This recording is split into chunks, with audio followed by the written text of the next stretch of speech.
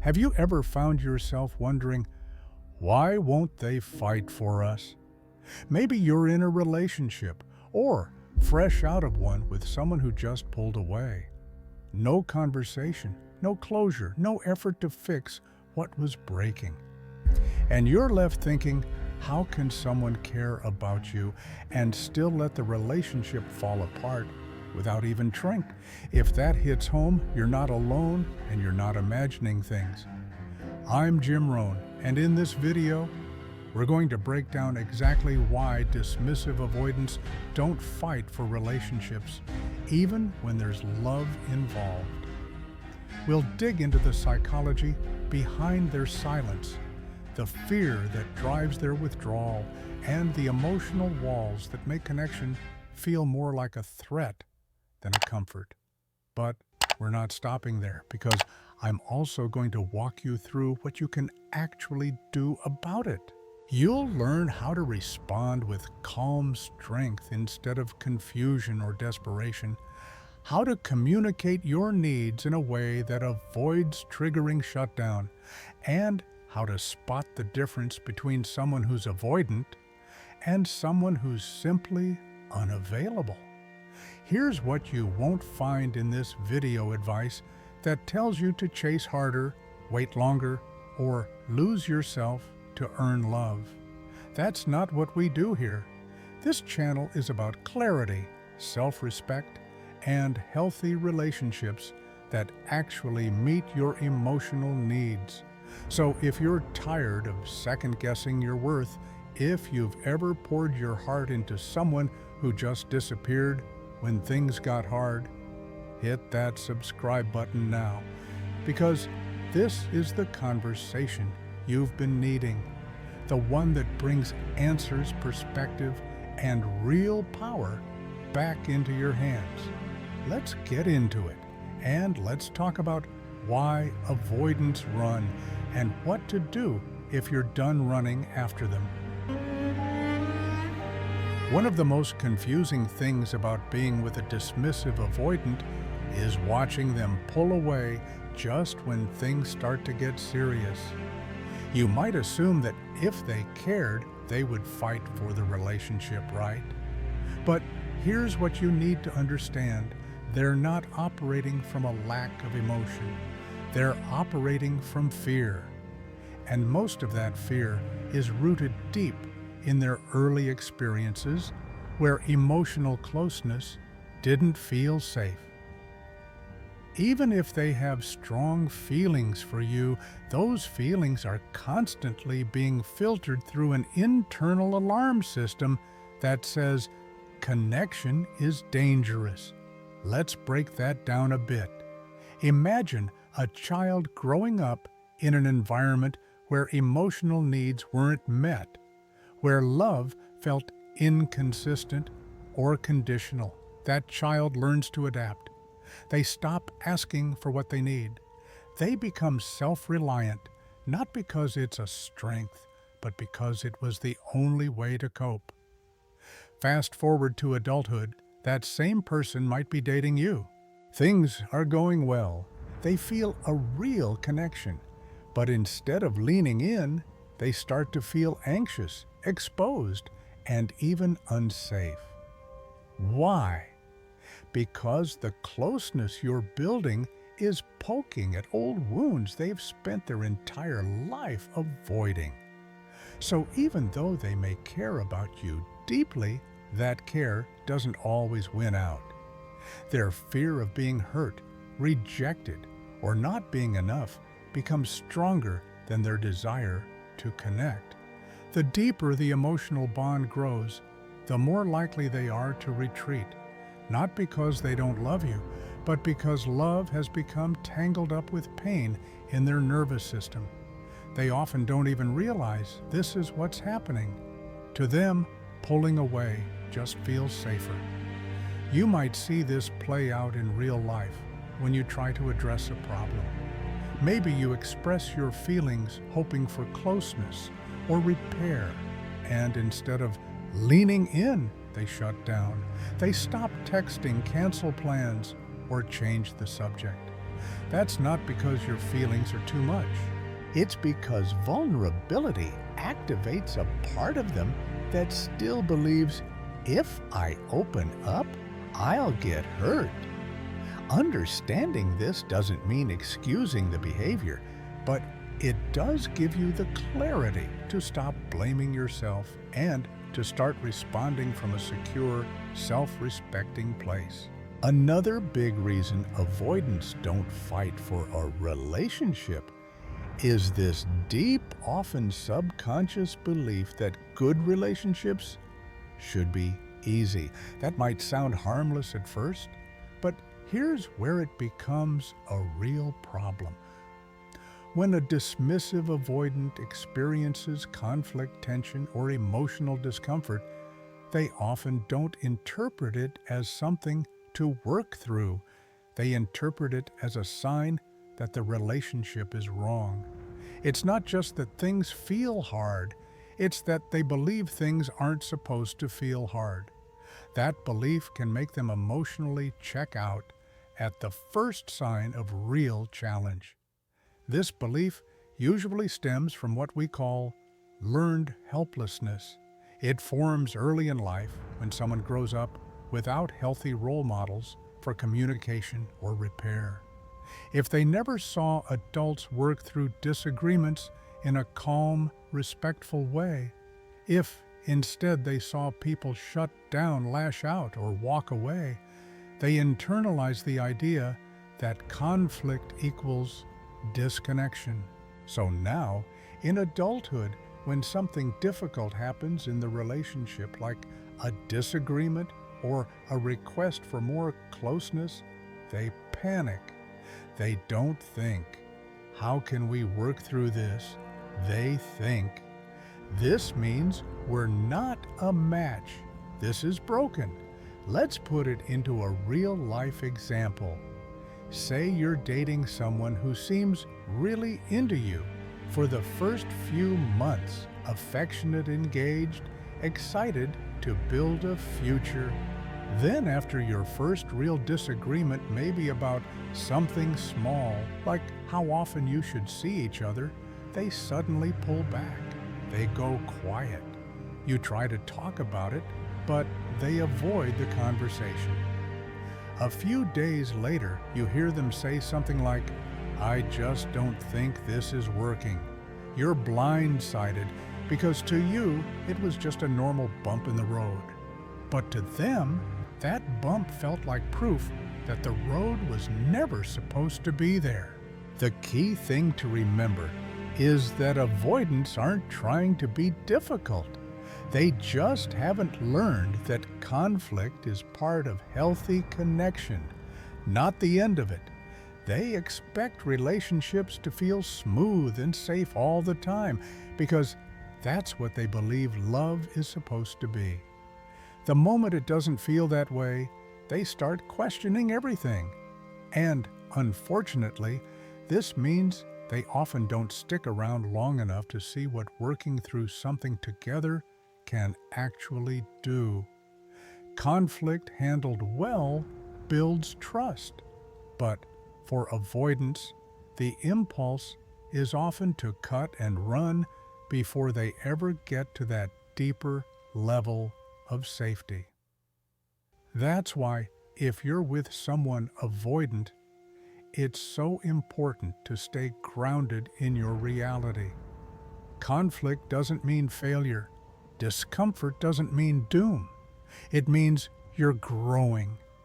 And if they're not ready to face that growth with you, that's not your fault. It's just where they are on their emotional journey. Understanding this helps you stop personalizing their withdrawal and start focusing on what you need in a relationship. Because love isn't about perfection, it's about willingness. Let's talk about something that can feel incredibly painful when you're in a relationship with a dismissive, avoidant fault-finding. Everything seems fine in the beginning. They're interested, affectionate, and maybe even idealizing you a bit. But then, as the relationship starts to deepen and emotional attachment sets in, you begin to notice something shift. Suddenly, they start pointing out little flaws. They seem more critical. Things that never seemed to bother them before now become reasons to pull back. And you're left wondering what changed. Here's what's really going on. Fault finding is a defense mechanism. It's a way for avoidance to create emotional distance when things start to feel too close, too vulnerable. It's not about you being too much or not good enough. It's about them needing to protect themselves from the risk of emotional dependence. When they start to care, that caring activates old wounds rooted in early experiences of emotional neglect, inconsistency, or even abandonment. Somewhere along the way, they learned, if I depend on someone, I'll get hurt. So to avoid that hurt, they start looking for reasons to disconnect. Let's look at a real-life example. Say you've been dating someone avoidant for a few months. In the beginning, they were all in texting frequently, planning dates, saying things like, "I've never connected with someone like this before." Then, one day you forget to reply to a message quickly, or maybe you express a need like wanting more consistent time together. Suddenly, they seem irritated, distant. They say something like, "You're really intense," or "I'm not sure we're compatible." Now you're scrambling to figure out what you did wrong when really their fear just got triggered.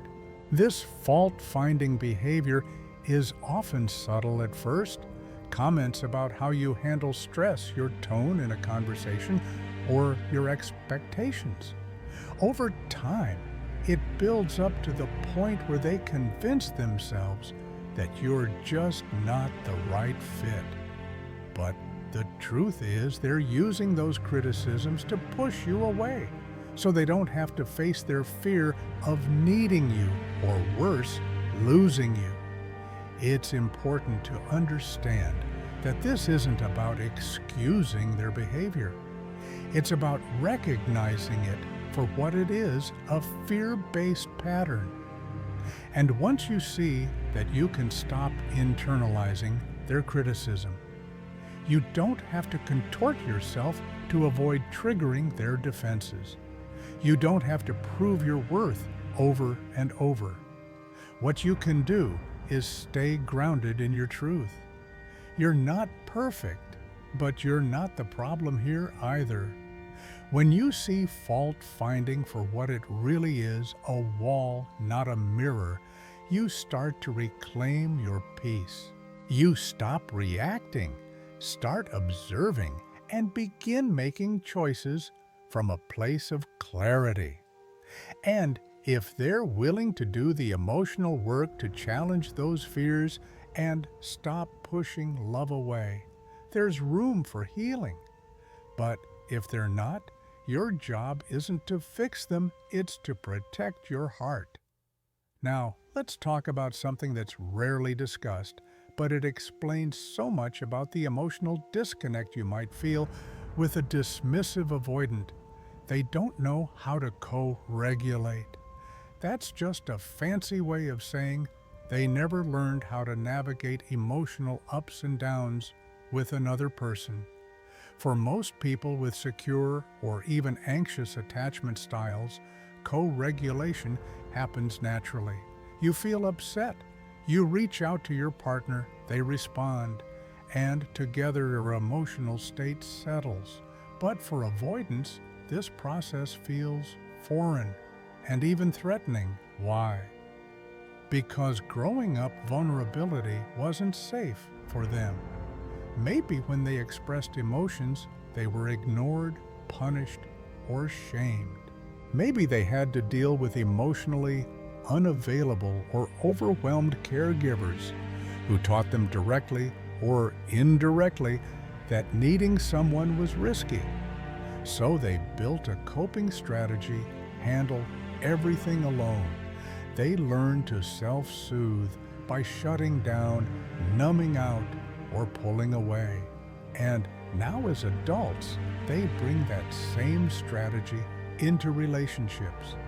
So when emotional moments arise, when you're upset, when there's tension, when you reach out and say, "I need you right now," they don't respond the way you hope.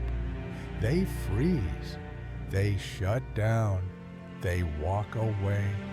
And maybe worse, they don't share what they need either. That's because they don't feel safe depending on others, and they don't believe others can truly depend on them. It's not that they're trying to hurt you, it's that they're overwhelmed by the idea of emotionally showing up. Picture this. You've had a stressful day and you turn to your partner for comfort. You say something like, "I just need a hug," or "Can you talk to me for a minute?" And instead of leaning in, they look uncomfortable. Maybe they change the subject, retreat into their phone, or even leave the room. You're left feeling rejected and alone, wondering why something so simple feels so hard for them. But in their mind, that moment felt like pressure, like they were being asked to do something they never learned how to do, sit in emotional discomfort with another person. What often happens in these relationships is that everything becomes one-sided. You're the one bringing emotional energy into the space. You ask the deep questions. You initiate repair. You try to connect while they remain emotionally distant. Not only do they struggle to give emotionally, they also struggle to receive. Even if you're being kind, nurturing, or affirming, they may deflect or dismiss it. They don't know how to let emotional support in because that kind of vulnerability has always felt dangerous. This doesn't mean they're incapable of learning, but it does mean they need to be willing to unlearn old patterns. And that takes time, patience, and emotional effort on their part, not just yours. If you're constantly the one regulating the relationship, carrying the emotional weight, and trying to teach someone how to connect, it will wear you down. Co-regulation can't be taught through over-giving. It has to come from mutual willingness to grow, share, and be seen. If they're not open to that, it's not your job to do the work for them. It's your job to protect your peace and ask, is this the kind of emotional dynamic I want long-term? Because you deserve more than one-sided love. You deserve to be met. So at this point, you might be thinking, okay, I get it. They're avoidant. They've got wounds. They struggle with closeness. But what can I actually do about it? And that's a great question. Because even with all this understanding, being in a relationship with someone who pulls away when things matter most can feel incredibly painful and exhausting. You need tools that are not only grounded in compassion, but also in reality. Because understanding someone's trauma doesn't mean you sacrifice your own emotional well-being. Let's start with the first and most important step: set a time limit. One of the biggest traps people fall into with avoidant partners is staying in limbo, waiting, hoping, wondering if one day they'll change or suddenly show up differently. The truth is, avoidant dynamics can shift, but not if you're the only one doing the work. That's why it's so important to decide ahead of time. How long am I willing to invest in this dynamic without seeing progress? For some, that might be 3 months. For others, it might be 6 or 12, depending on the relationship history. Whatever the timeline is, the point is to give yourself clarity and a way out of the emotional fog. During that time frame, you want to look for measurable change. That means asking, are they showing up more consistently? Are they initiating contact? Asking questions about how you feel following through on plans, or trying to engage in difficult conversations rather than avoid them. Are they showing even small steps toward vulnerability, like sharing their thoughts or being willing to listen when you open up? You're not looking for perfection. You're looking for effort. Emotional growth takes time, but if someone is truly invested, you'll see signs that the needle is moving. Next, let's talk about communication. You need to be clear and consistent about your needs.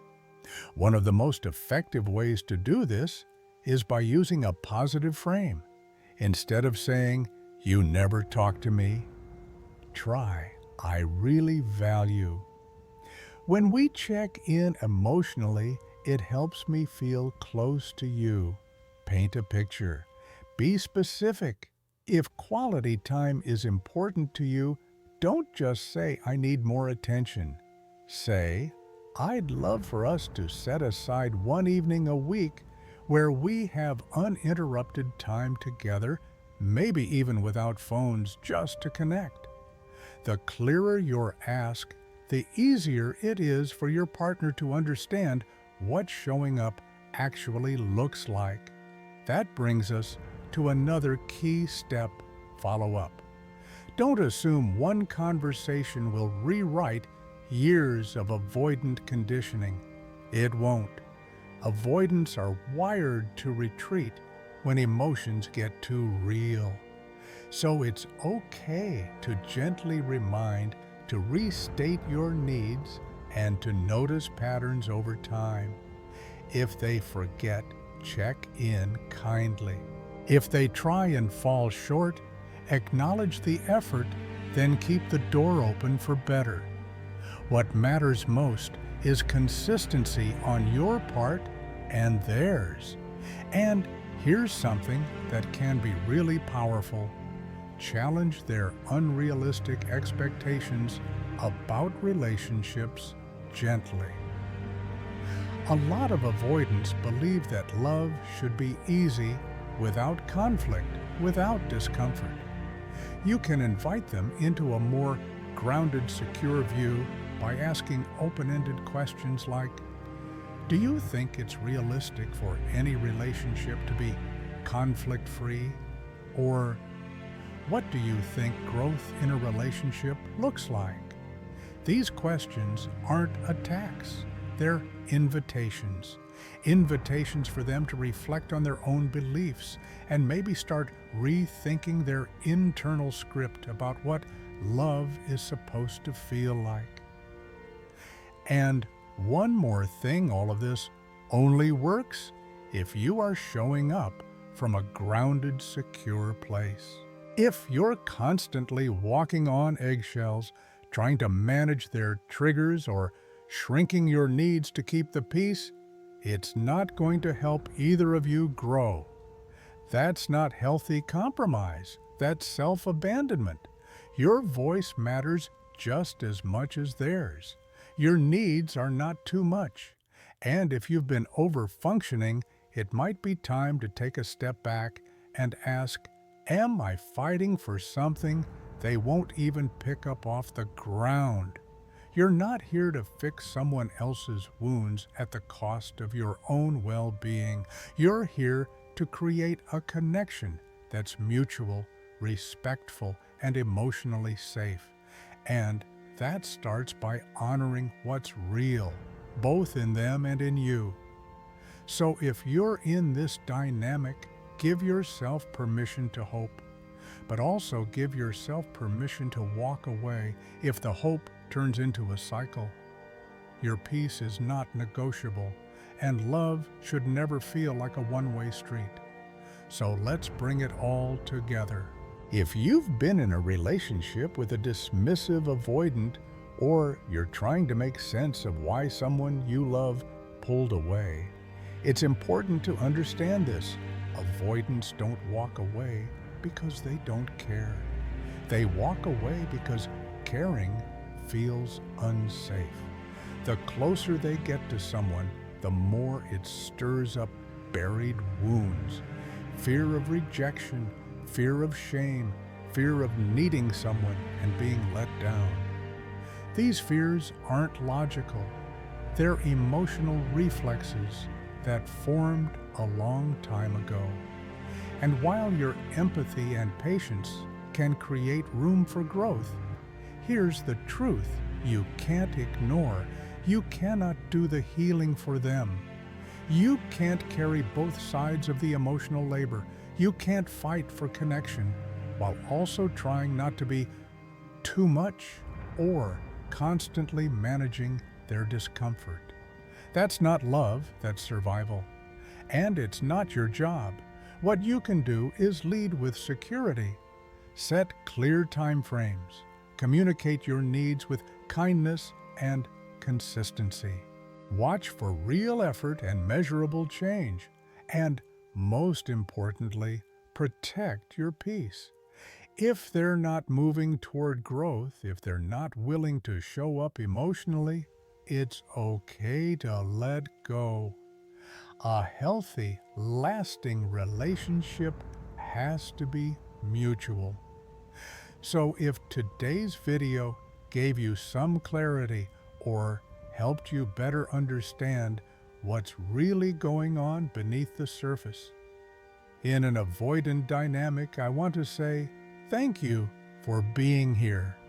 Thank you for investing in your emotional health, your boundaries, and your healing.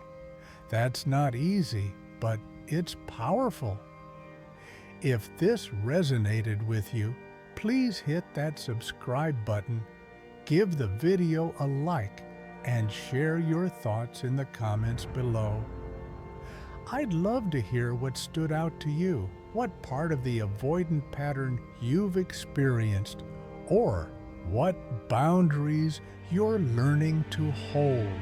This is a place for real connection, honest growth, and stronger, healthier love.